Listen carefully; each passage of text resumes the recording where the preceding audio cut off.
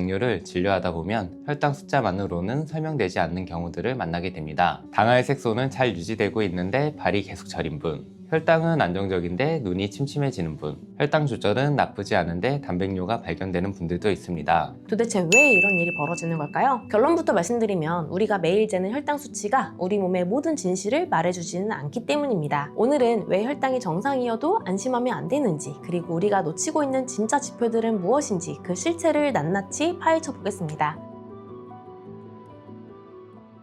안녕하세요. 당뇨스쿨 장유도 한의사입니다. 결국 당뇨인들이 혈당 관리를 하는 가장 큰 목적은 합병증을 막기 위해서입니다. 특히 당뇨 합병증 때문에 문제가 생기는 것이 실명, 괴사, 투석인데요. 실명, 괴사, 투석 모두 혈당을 낮추는 것이 가장 중요합니다. 실제로 많은 분들이 당뇨 관리를 이야기할 때 혈당 수치와 당할 색소에만 집중합니다. 물론 혈당 관리는 매우 중요합니다. 하지만 당뇨를 진료하다 보면 혈당 숫자만으로는 설명되지 않는 경우들을 만나게 됩니다.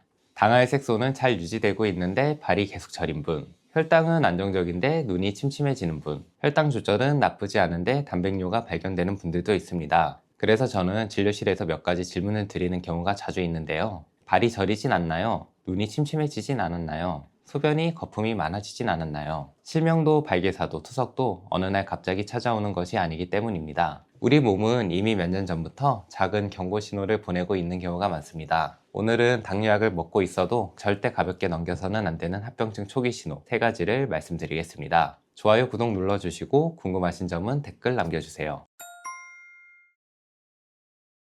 첫 번째는 발저림입니다. 많은 분들이 발이 저리면 혈액순환이 안 되나 보다, 나이가 들어서 그런가 보다 생각합니다. 하지만 당뇨인에게 발저림은 단순한 증상으로 끝나지 않을 수 있습니다. 당뇨가 오래 지속되면 높은 혈당에 의해 신경과 신경 주변의 작은 혈관들이 손상되기 시작합니다. 이를 당뇨병성 말초신경병증이라고 합니다. 초기에는 발끝이 찌릿찌릿하거나 화끈거리는 느낌이 나타날 수 있습니다. 마치 양말을 신고 있는 것 같은 이상한 감각을 호소하기도 하고요. 밤이 되면 증상이 심해져서 잠을 설치는 경우도 있습니다. 그런데 시간이 지나면 오히려 통증보다 더 위험한 변화가 나타납니다. 바로 감각이 둔해지는 것입니다. 발에 상처가 생겨도 모르고 신발 안에 돌이 들어가도 모르고 뜨거운 물에 화상을 입어도 모르는 상황이 생길 수 있습니다. 이렇게 되면 작은 상처 하나가 잘 낫지 않고 점점 깊어지면서 당뇨발 궤양으로 진행하게 됩니다. 그리고 감염이 동반되면 결국 절단까지 이어질 수도 있습니다. 당뇨인들이 가장 무서워하는 발 괴사는 어느 날 갑자기 생기는 것이 아닙니다. 그 시작은 생각보다 사소합니다. 몇 년 동안 반복되었던 발저림이 첫 번째 경고 신호였던 경우가 많습니다. 두 번째는 눈이 침침해지는 것입니다. 진료실에서 눈이 침침하다고 말씀하시는 분들 중 상당수는 노안 때문이라고 생각합니다. 물론 노화로 인한 시력 저하도 자주 있습니다. 하지만 당뇨인이라면 조금 다른 관점으로 접근해야 합니다.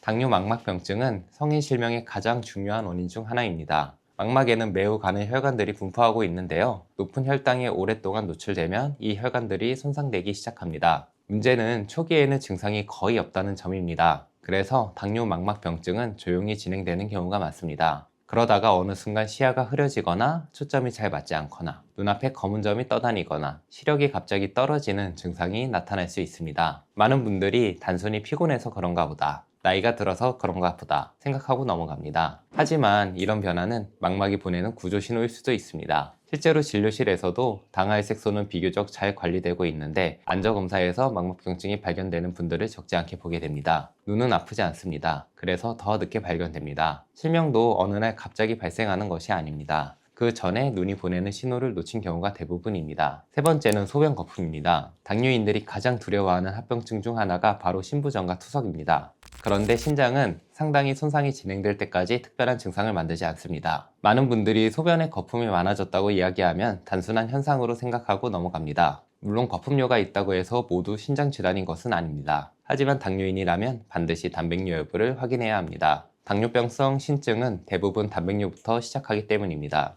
원래는 소변으로 빠져나오지 않아야 할 단백질이 신장의 필터 기능이 손상되면서 조금씩 새어나오기 시작합니다. 이 시기에는 크레아티닌 수치가 정상인 경우도 많습니다. 그래서 건강검진 결과지에는 신장 기능 정상이라고 적혀 있어도 안심할 수 없습니다. 그래서 소변 검사도 항상 같이 확인해야 합니다. 또한 발목이 붓거나 혈압이 점점 높아지는 변화도 함께 나타날 수 있습니다. 투석 역시 어느 날 갑자기 시작하는 것이 아닙니다. 몇 년 전부터 소변 검사에서 이미 경고등이 켜지고 있던 경우가 많습니다. 여기서 꼭 기억해야 할 중요한 사실이 있습니다.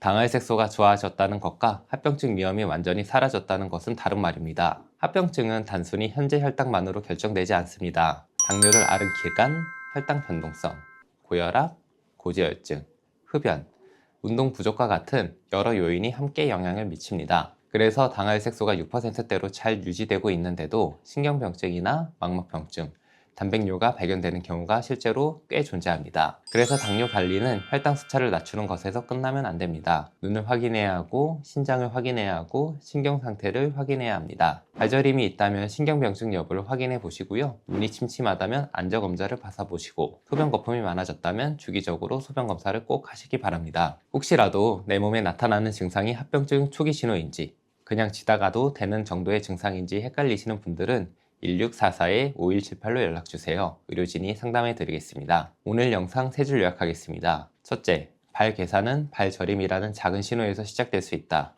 둘째, 실명은 눈 침침함이라는 경고를 먼저 보내는 경우가 많다. 셋째, 투석은 거품료라는 신호를 먼저 보낸다.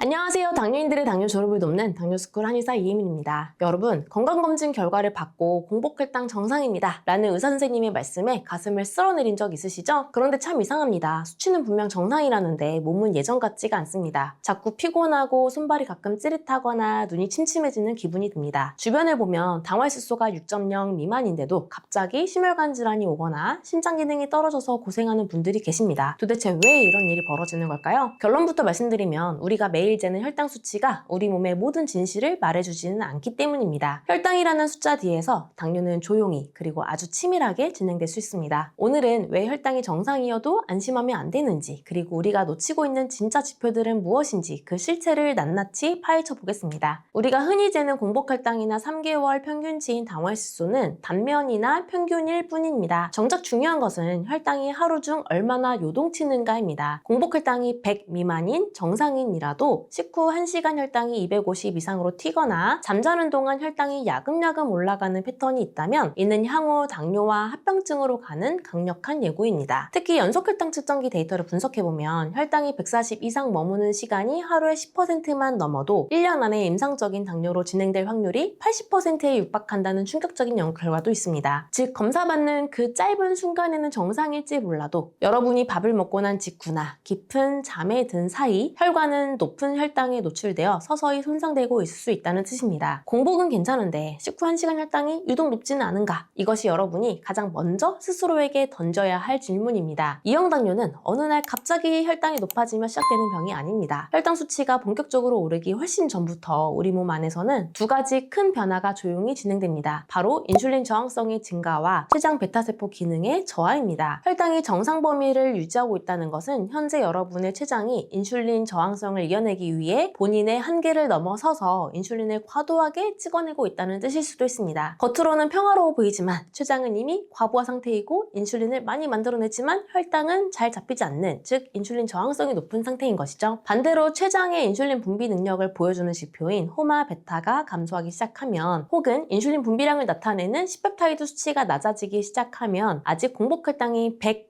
근처라 하더라도 당뇨는 이미 시작된 것이나 다름이 없습니다. 췌장 기능이 떨어져서 앞으로 혈당을 제대로 조절할 수 있는 힘이 없기 때문입니다. 단순히 당 수치만 볼 것이 아니라 내 췌장이 얼마나 무리하고 있는지, 인슐린이 얼마나 힘겹게 작동하고 있는지, 혹은 반대로 췌장이 얼마나 지쳤는지를 보여주는 기능적 지표를 확인하는 것이 훨씬 더 중요합니다. 그렇다면 우리는 무엇을 더 살펴봐야 할까요? 당뇨는 혈당만의 문제가 아니라 전신대사 질환입니다. 혈당은 정상인데 다음과 같은 요소들이 동반되어 있다면 합병증의 시계는 남들보다 빠르게 돌아갑니다. 먼저 혈압과 지질 수치입니다. 비만하거나 고혈압이 있고 중성지방이 높은 대사증후군 요소가 있다면 혈당이 경계치에 있더라도 당뇨 진행 속도는 걷잡을 수 없이 빨라집니다. 또한 우리 몸의 단백질이 당과 결합해 변성된 당독성 지표도 중요합니다. 피부나 혈관에 쌓인 당독성은 수치상 혈당이 정상이어도 직접적으로 염증을 일으키고 조직을 딱딱하게 굳게 만듭니다. 즉, 혈당기 숫자 하나에 안심할 것이 아니라 내 몸의 체중, 통증, 허리 둘레, 혈압, 그리고 염증 상태를 종합적으로 관리해야만 진짜 정상이라고 말할 수 있습니다. 수치가 정상인데도 몸이 아픈 분들에게 드리는 조언입니다. 이제는 관리의 패러다임을 완전히 바꾸셔야 합니다. 첫째, 식후 혈당의 정점을 확인하십시오. 공복 혈당에만 매달리지 말고 가장 많이 먹는 식사 후 1시간 혈당을 체크해보세요. 250을 넘나든다면 이미 관리가 필요한 상태입니다. 둘째, 췌장에 휴식을 주십시오. 수치를 유지하기 위해 췌장이 쥐어짜고 있다면 결국 췌장은 조기에 기능이 떨어질 수 있습니다. 식사 순서를 바꾸고 공복 시간을 확보하여 췌장이 인슐린을 과하게 분비하지 않아도 되는 환경을 만들어줘야 합니다. 셋째, 전신 대사 환경을 개선하십시오. 혈당만 낮추는 것이 목표가 되어서는 안 됩니다. 근육량을 늘려 포도당 소각장을 키우고 만성염증을 줄여 혈관을 보호해야 합니다. 여러분, 혈당계 숫자는 참고용일 뿐 절대적인 건강의 척도가 아닙니다. 숫자가 정상이라고 해서 내 몸의 비명을 무시하지 마십시오. 합병증은 혈당이 126을 넘는 그 순간부터 시작되는 것이 아니라 여러분의 췌장이 지치고 혈관이 당독성에 절여지는 그 오랜 시간 동안 서서히 뿌리를 내리는 것입니다. 분명 혈당은 정상인데 몸이 이상하다면 그것은 내 몸이 보내는 마지막 경고입니다. 이때 혼자 고민하지 마시고 전문가의 도움을 받아 췌장 기능과 인슐린 저항성을 정밀하게 진단받아 보세요. 그리고 그 검사에 따라 인슐린 분비량을 회복하거나 인슐린 저항성을 개선해 당뇨 시스템을 제대로 잡아가셔야 합니다. 이때 한의학적 도움이 필요하다면 치료를 고려해 보시면 좋은데요. 인슐린 분비량 회복이 필요한 분들에게는 췌장 기능을 높이는 한약을 처방하고요. 인슐린 저항성이 높은 분들에게는 인슐린 저항성의 원인을 찾아 치료하는 한약을 처방합니다. 한의학적 치료에 대한 상담이나 도움이 필요하다면 1644-5178로 문의 주시기 바랍니다. 오늘 영상 3줄 요약입니다. 1. 식후 1시간 혈당이 높거나 밤사이 혈당 변동이 크다면 당화질소가 정상이라도 이미 당뇨와 합병증이 진행 중일 수 있다. 2. 혈당 수치가 정상을 유지하는 것은 췌장이 죽을 힘을 다해 버티고 있다는 뜻일 수 있으므로 인슐린 분비 능력과 저항성 지표를 정밀하게 체크해야 한다. 3. 혈압, 중성지방, 당독성 등 전신대사 지표를 통합 관리하고 필요하다면 한의학적 치료를 고려해보자. 추가로 오늘 말씀드린 내용을 포함해 당뇨를 극복할 수 있는 비법 20가지가 담긴 편지를 발송해드립니다. 매일 아침 7일간 발송해드리는데요. 여러분의 당뇨 극복에 나침반이 되어줄 것입니다. 무료로 보내드리니 꼭 신청해보시고요. 아래 고정 댓글에 있는 링크를 눌러 신청하시거나 ARS 1877-8125로 전화를 걸어 전화 한 통으로도 간단하게 신청하실 수 있습니다. 감사합니다.